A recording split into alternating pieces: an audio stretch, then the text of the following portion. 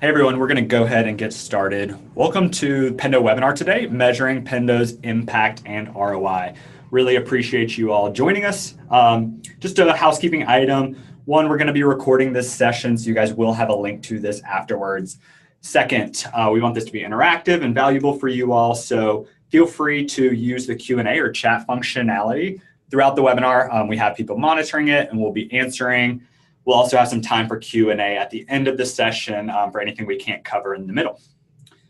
So just quick introductions. I am James Williams. I'm a Customer Success Manager here at Pendo. I work with a lot of our West Coast accounts, so some of you guys, I may be your CSM. And I have Rick Kadlac here with me as well, who works under the Success organization as a Technical Account Manager. So really excited to be able to chat with you guys today more about Pendo's ROI and impact for your business. Just to sort of, give you guys, set the stage for what we're going to be talking about today. Rick and I have been working on, really digging into ROI and the value that Pendo can bring for customers over the last couple months. The exciting thing for us, I think, is this is the first webinar we've actually done specifically on this topic. And we've been doing a lot of research and case studies with a few key customers to really kind of flesh this out and see what are those areas. So a couple things we're going to be discussing today. Key areas are the development process and what is the resourcing implications that Pendo has with you, trial conversions, how can we help you increase your trial, gain new revenue, look at the effective onboarding processes and the ability to scale CS teams, how Pendo can help with support, in-app education and ticket deflection, and overall increased feature adoption. So a lot of these things come from a project that Rick and I worked on involving an ROI calculator. So we actually worked to develop a document that had a lot of different inputs that you could use based off of your business and your aspects of utilization of Pendo. So throughout this webinar, you're going to see screenshots of that calculator. And I want to say, if it is something that you want to dig more into or you want a copy of it for yourself, feel free to reach out to your CSM. The team here is aware of it and they're going to field your requests. If you're not sure who your CSM is, feel free to reach out to csm@pendo.io and they can provide you a copy of that document and talk to you about it more. Sort of to take a step back though, we chatted about development and we chatted about onboarding and a lot of times people sort of maybe have their eyes glazed over and they say that's somebody else's responsibility or that's a different department.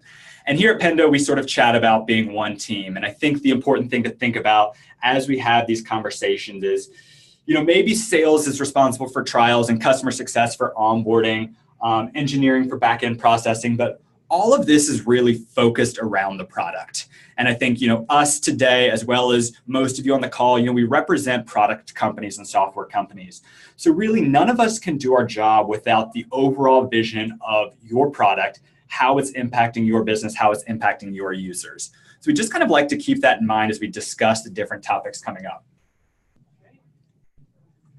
I think one thing, just to kind of kick this off on a fun note, asking you guys, how did you hear about this webinar? So Rick and I wanted to do something kind of fun to promote this webinar.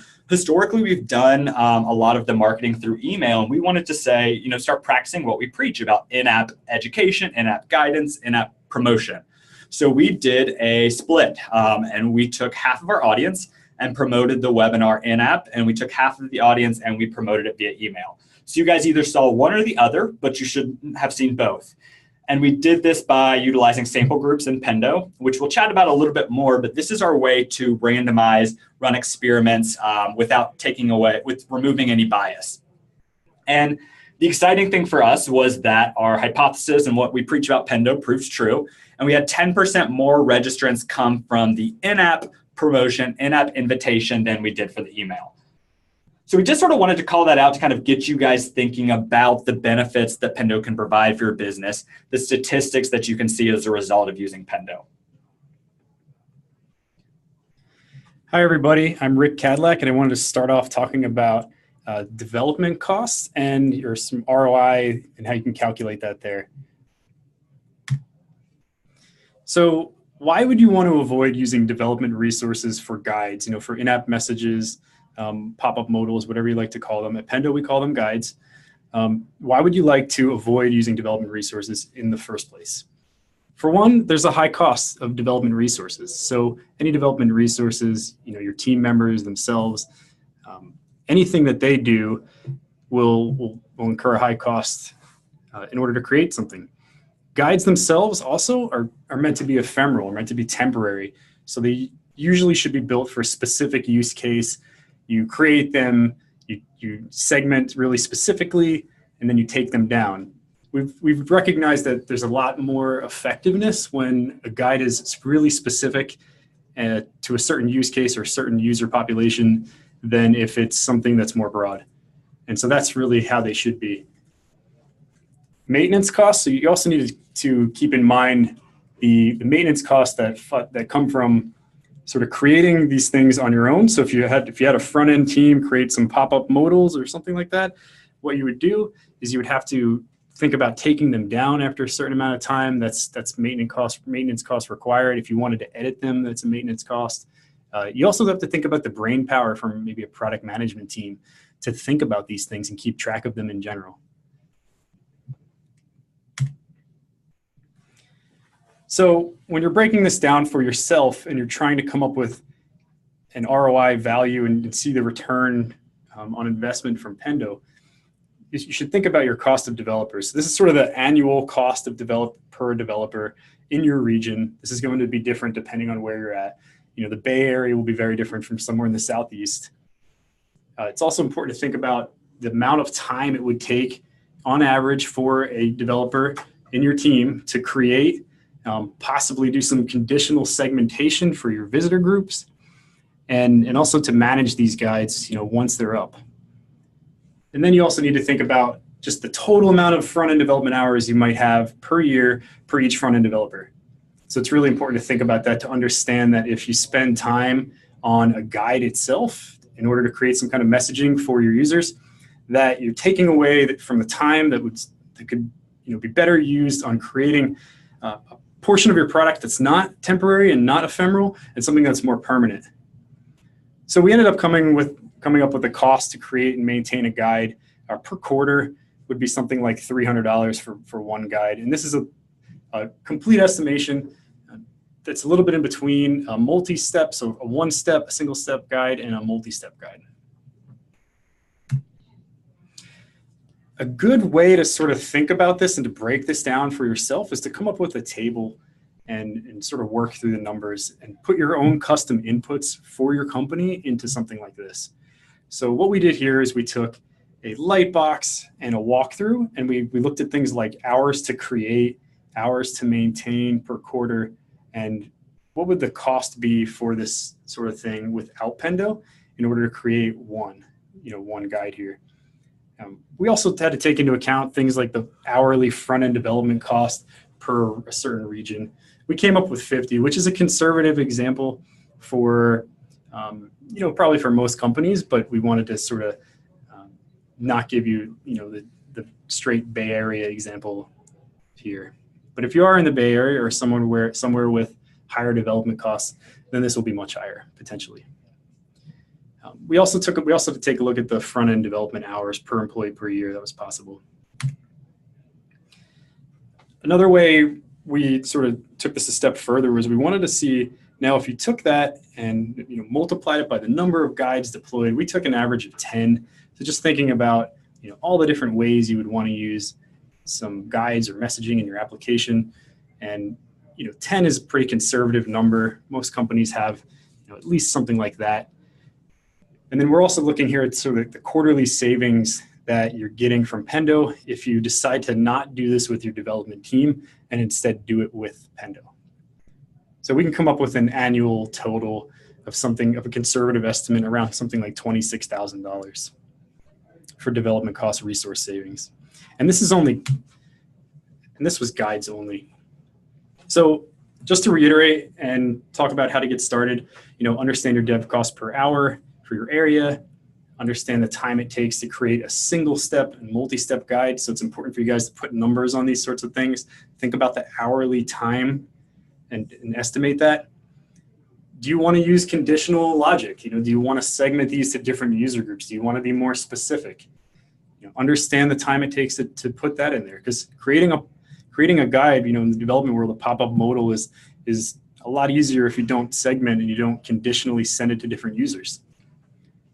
So estimate your maintenance time, taking that down, managing it, looking at the tickets in your development management system, or Jira if you have something like that, and consider the speed of your development lifecycle.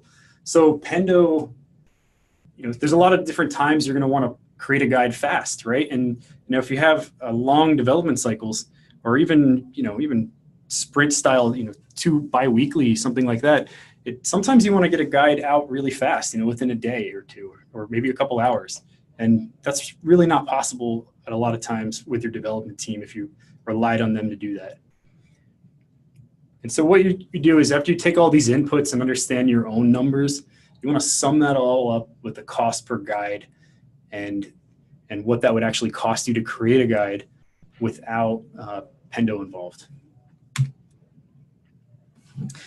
Now, just taking a step back and let's think about all the different reasons why you would want to create a guide in general, the different use cases. So we have a variety of different reasons: onboarding, feature announcements, NPS surveys, product unavailability, new feature training, free trial conversion. So these are just an example of all the potential use cases for guides. Now, when you think about all of these different things that you might possibly want to do for your product, if you wanted to create those in-house, that would be taking away from quite a bit of development resources in order to do maybe a handful of these things. Now, I've been talking a lot about guides and our messagings, but I haven't talked at all about analytics. So Pendo has a full-blown analytics side of our product, which I haven't even mentioned.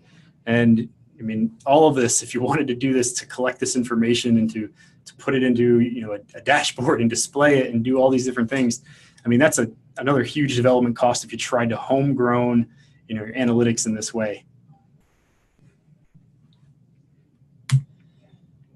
I think where we chat about development and we talk about the ability to save money, save resources, and let your developers focus on those higher value permanent solutions for your product. Trial conversion is one that has the ability to provide new revenue for you guys. We want additional money. How can we increase that conversion rate?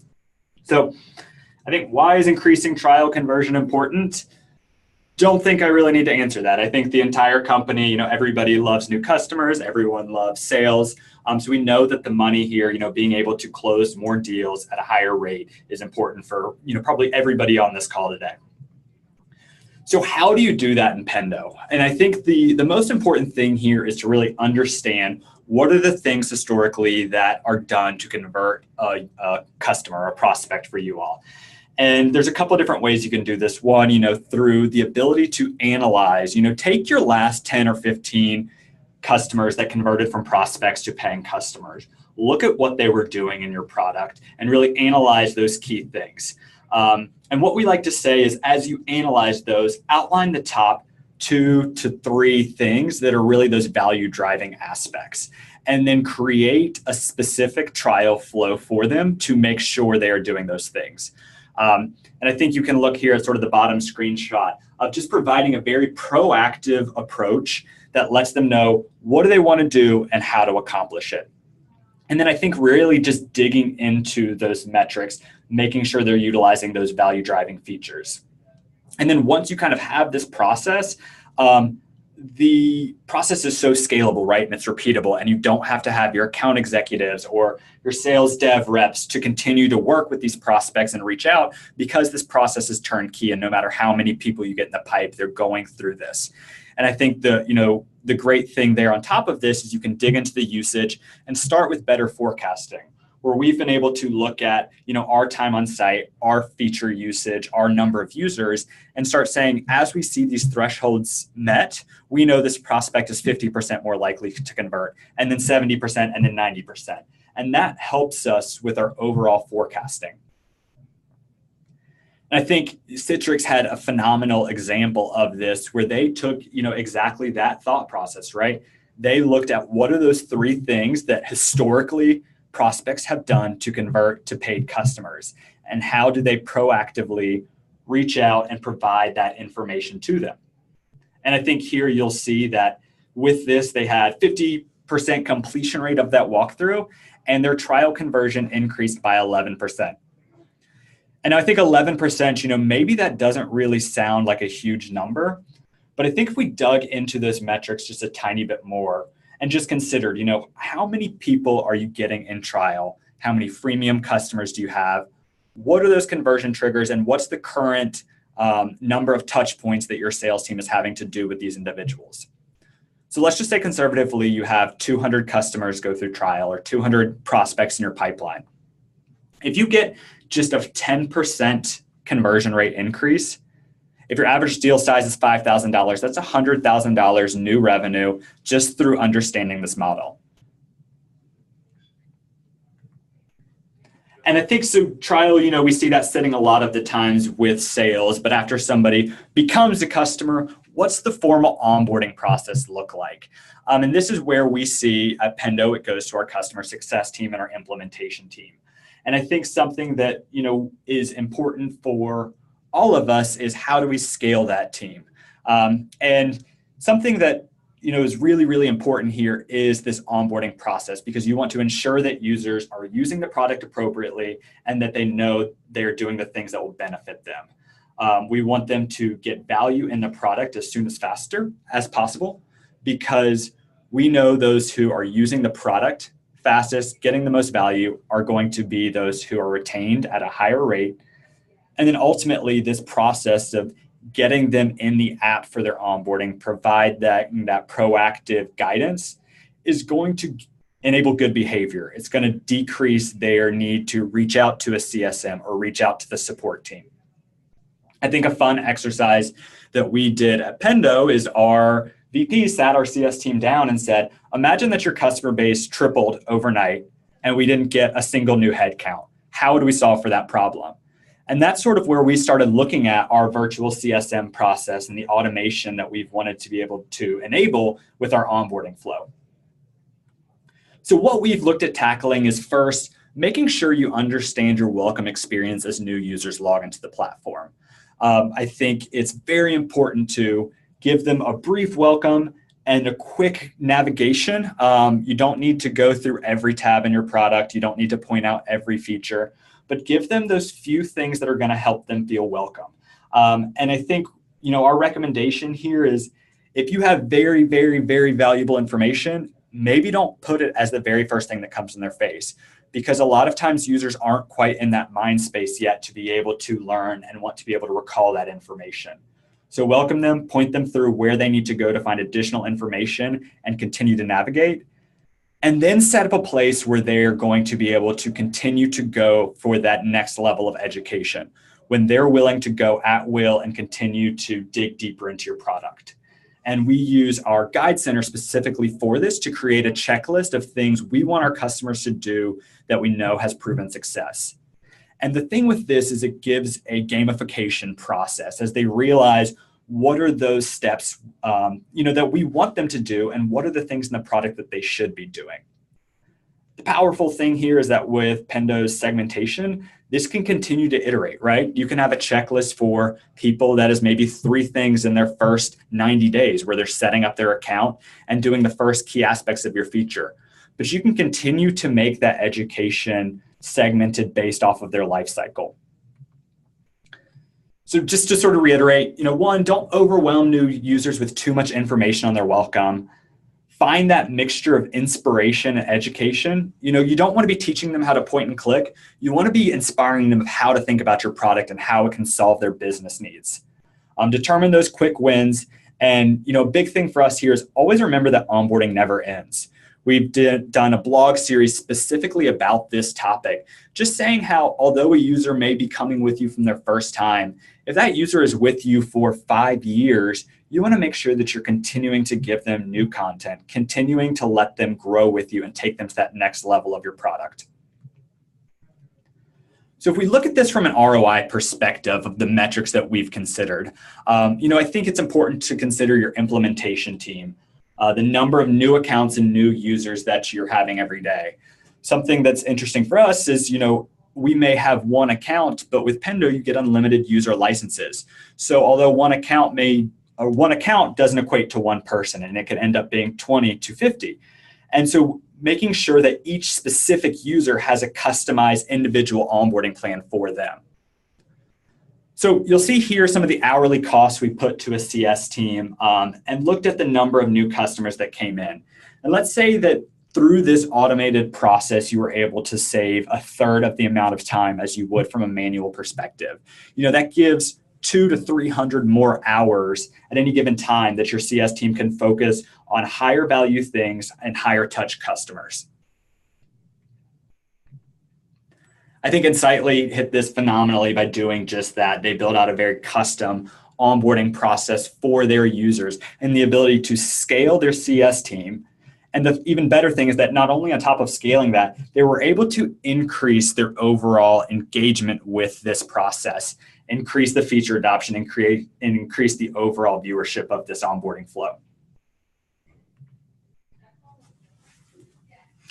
So now let's take a look at support and ticket deflection and your ROI return there.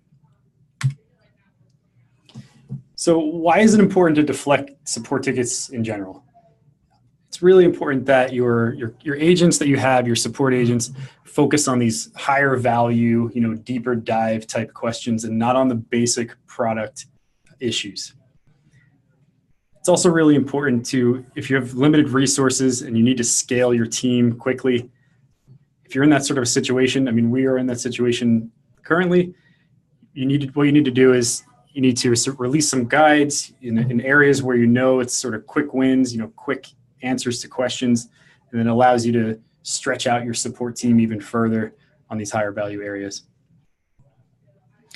It also can reduce customer frustration and enable good behavior. Now, reducing customer frustration, mainly that comes from the fact that they don't have to go and ask your support team members what something means. Maybe if it's a term that people are getting stumbled on or difficult to understand, what you can do is you can put a guide there right next to it, maybe a badge, something like that, to help explain that term. Or if it's an area, if it's not a term, but just an area where they get stuck, you can do something similar to that. So just have this on-demand help right there by the area of your product where people are having issues. So that can reduce that frustration. It gives them that immediate feedback of what that thing means, as opposed to having to reach out to your support team. Enables good behavior by just learning to just use the product. You can walk them through the way things should be done in the product itself, and not have to go out and reach out to the team. Now, this is really similar to measuring cost for development flow. So instead of your developers, you're looking at your support agents, and you're going to want to look at the hourly cost, the support hours that they have possible to work per year. You also want to take a look at your inbound tickets, and you want to see the number of tooltips that you could potentially create.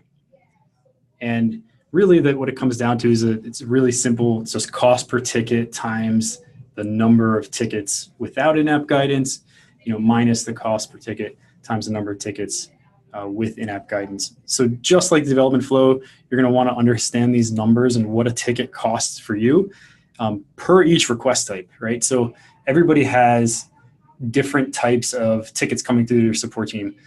Now, what you need to do is you'll need whatever support ticket system you have. We use Zendesk here currently. What you'll need to do is tag those tickets and those cases as they come in and understand which part of the application they come from. And that way you can also match that up with the sections of your application. Using a Pendo group, something like that, you can tag features and pages using groups, and you can match that up with your support ticket system too. And what we have here in this example on the right is an annual total saving cost for an example, situation scenario here of like $48,000 savings from using Pendo, as opposed, while using messaging and things like that instead of using support hours. Now, tips to get started, so this is just sort of reiterating what I just said there, is you want to separate out your support tickets into the questions, training, how-tos. So these are your really basic things that you're going to get questions about, that you continue to get questions about. and separate them off from your nuances, bugs, non-product type things. So your nuances, bugs, non-product are your more difficult, deeper dive support cases. These are the sort of things you can avoid. I mean, bugs happen, so they always need to sort of spend the time to dig deep and fully understand that. It'll ultimately make your product and quality a lot higher if your support members have a much more time to dig into these bugs and more difficult issues instead of spending time on these basic questions that you're going to have. Now, as you do create your guide program in order to mitigate these support issues, what you want to do is you want to start off with the quick wins. So start off with the ones that are the worst, right? The ones that are really hitting you hard, the questions that continue to be answered. Start off with there, just 2-3 guides at a time initially. You can put them in as tooltips in your product to be minimally invasive if you'd like, and just keep it there and see, and keep track and measure how that affects the support ticket volume, because you went ahead and you tagged your support tickets. So now you should be able to go back and see and take a look at percentage decrease and see if it has an impact. The other thing you could do, so another great use case, is just letting users know that you're aware that there's a temporary issue. So if you do have something that you can't avoid, maybe you have some downtime, or you need to alert users of something that they really need to know about. Pendo can help out there, and then that way you mitigate those support tickets about the issue. I mean, if you have downtime and you don't alert your users, they're going to send a ticket, right? So someone will notice. So it's important to alert your users there. The other thing is, when you do these, just like I was saying, so create things that are like hover, badges right next to something. If you don't want to clutter your UI and there's a continuous issue in one area of the product, but you don't have the development resources to handle it or tackle it right now, throw a guide up. Keep it right there, explain the situation. On the guide, maybe even link out to a support article that explains it in further detail. You can't have everything in your product's UI, right? There's some explanations that are farther and larger than what you can explain right there in the UI where you see it. If you don't want to clutter your UI and your product in general with explanations, then a lot of times support articles are great for that, but then you can have that Pendo guide right there next to that area and then link out to that support article. Something else you could do is if you know that an issue could potentially be really difficult for your support techs, you can have them go in and check the visitor timeline of that specific visitor who submitted a support ticket, and then go and actually take a look at what they were doing in your product right before they submitted a support ticket. It could actually help with follow-up questions. You could reduce the ticket questioning back and forth, which also reduces the time that the support, your support agents spend on one of these cases. And that's all really valuable. Now, we were talking about guides and sort of being reactive to situations that are already there. Something else you could do is you could be proactive using Pendo's analytics and discover these roadblocks prior to people actually coming and asking questions to your support team. So there's sort of 2 different ways you can do that, right? You can handle your reactive issues, but then you can go in and build things like funnels and paths, understand the common user flows, understand the drop-off in your product, and then you can go ahead and put messaging in there to proactively reduce your support ticket volume, before you even have a question asked. Now, one example is this, from this is working with Optimizely. They had a particular part of their product where they couldn't load something in a window into a page of their product. So if one of the users did that, right? So if a user went in and tried to load their page, and their page itself might have been bad, right? So that Optimizely, what they would do is they would previously they gave you some text saying that it couldn't be loaded. Their customer education team realized that they wanted to link out to something larger, right? They had these extensive support, great articles that they had written, but they didn't have a way to elevate that up in a succinct way when this thing happened. And so we worked with the Optimizely team to create for this guide here. And then what it does was when the customer's page that they put into their editor would fail to load, this would pop up, and then you would have a whole bunch of different support articles that were really meaningful. Now, this is really big for Optimizely. So they decreased their ticket volume in that section of their application for that area by 50%. They estimate that it saved around $30,000 a year. So I think when we're talking about ROI, we've talked about cost savings and we've talked about new revenue. But something that we've started looking at here at Pendo is the ability to start measuring increased engagement and increased adoption. So I think, as you're looking at this, important things to consider as you're looking to accelerate those is that always remember that your users don't know what they don't know. So how can you show them? I think about products that I've logged into and, you see 10, 15, 20 navigation items, and you typically spend your time around one or two of them. So making sure that you are educating them throughout your product during their entire life cycle, letting them know what features are there and what would be valuable to them. We also know that there's a huge correlation between usage and customer health and retention. So as you maybe heard during other Pendo webinars, we use a score called BDF, which stands for breadth, depth, and frequency. And this is how our whole CS team measures our customer health.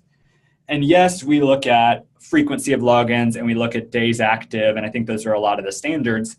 I think the cool thing that we do on top of all of that is we look at usage of specific features and understanding what are the aspects of our product that we absolutely want to make sure people are using and how do we drive them to those behaviors. Lastly, we know that creating features are expensive. If we say that a 2-week sprint for product management and dev is $20,000, and multiple sprints can occur for a theme to be complete, we want to make sure that users are using those features, right? And they're getting the value out of it that was intended. So making sure they are aware and they know how to use it. So how do you do this in Pendo? I think, the important thing is to sometimes take a step back and realize that although you may have 30 features in your product, maybe there are 5 or 10 that you want to focus on, and those are your key product drivers.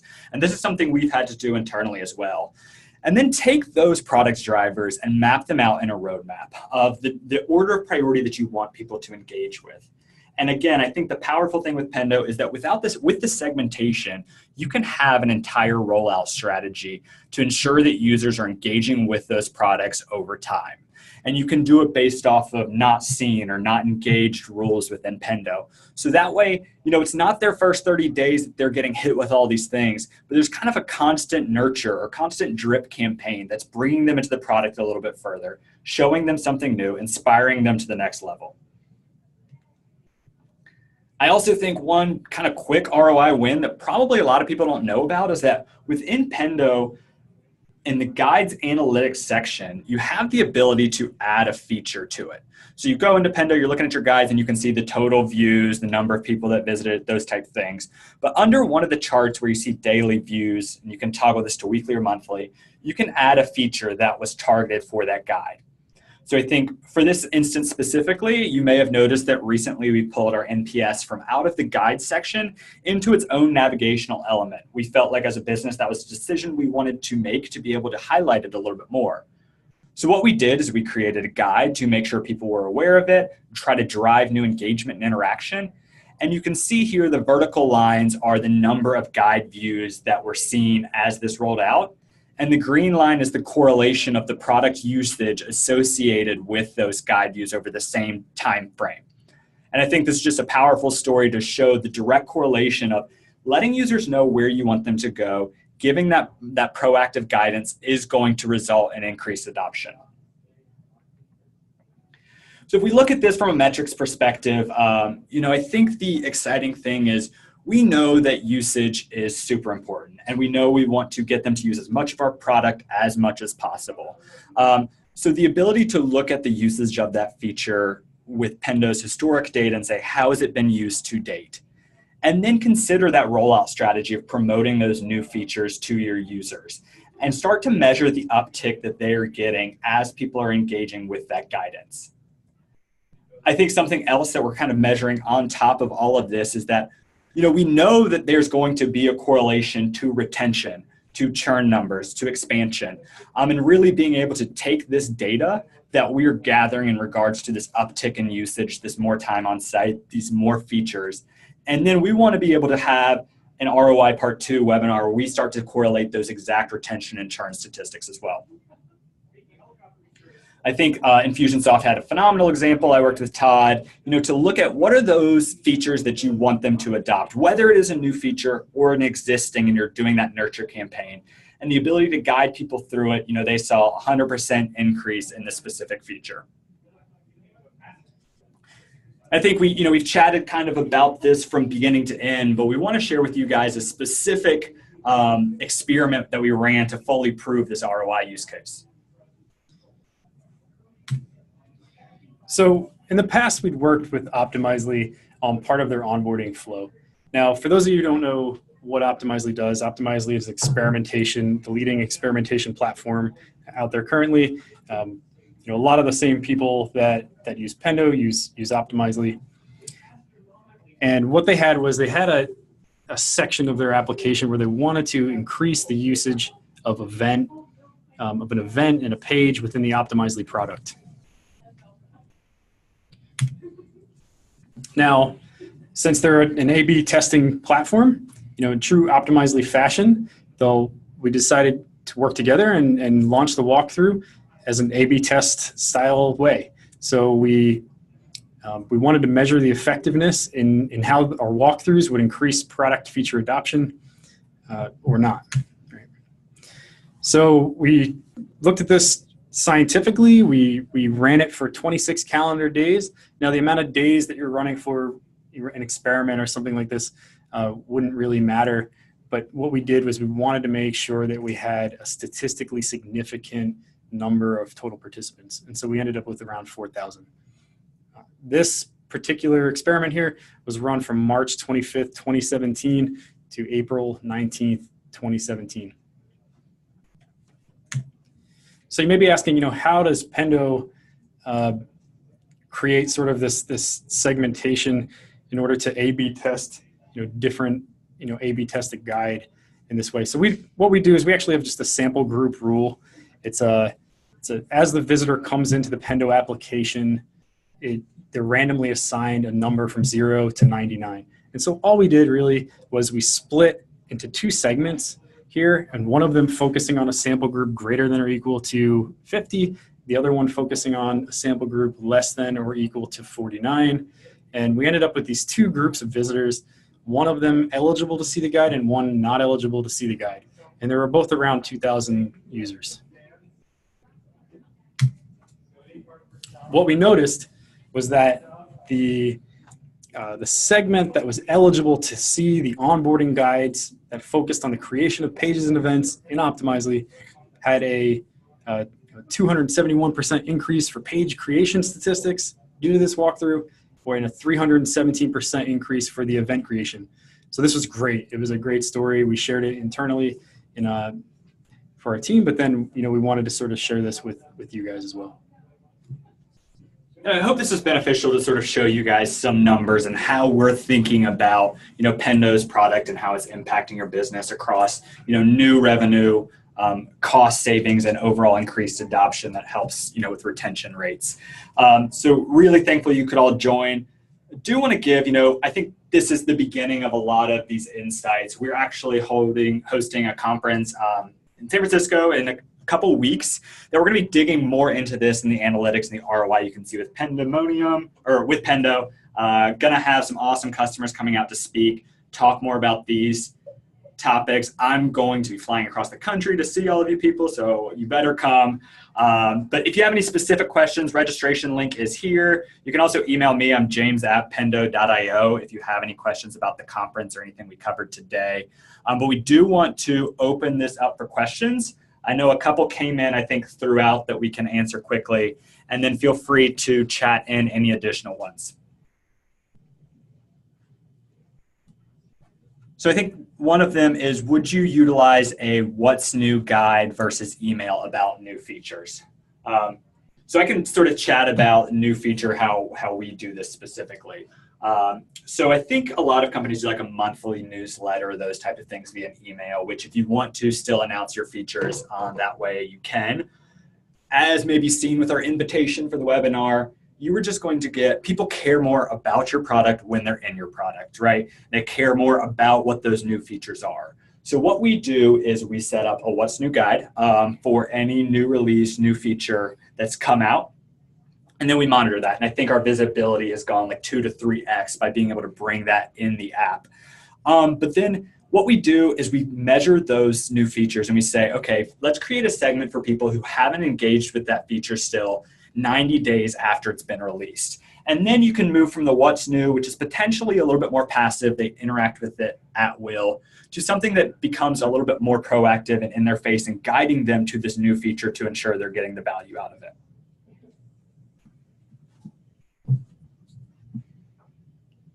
So we have a customer that's asking about how do they share their ROI stories with us.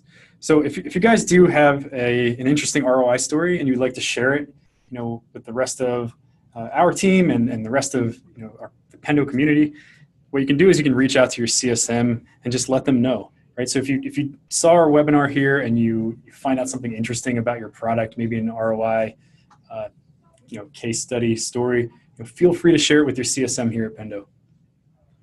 We got kind of a similar question that says, can we work with you to investigate ROI for our team? Short answer, yes, absolutely. Your CSM would love to do this. We're also happy to get you guys the calculator and sort of see how you can start looking at this.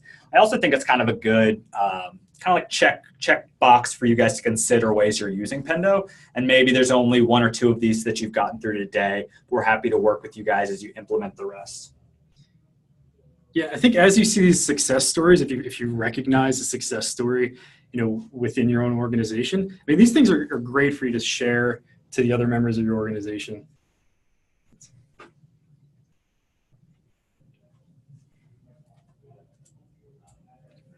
Cool. So I think that is all the time, all the questions we have today. If anything else does come out, again, we'll be sending out this recording. Reach out if you want a copy of the calculator, and/or reach out to your CSM if they'd love to chat with you further. Again, thanks so much for joining us, everyone, and we will talk soon. Thank you, everyone.